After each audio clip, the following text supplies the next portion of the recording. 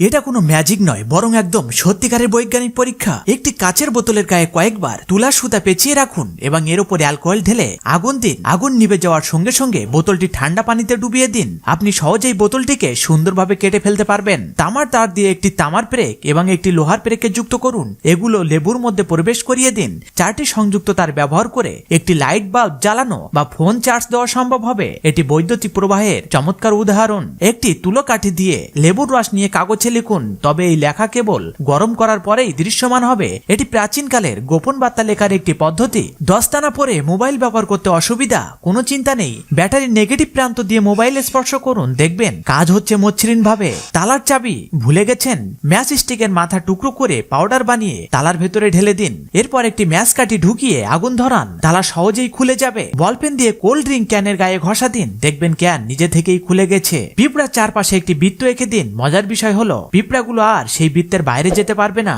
এখন কিছু like subscribe পাওয়া যাবে কি?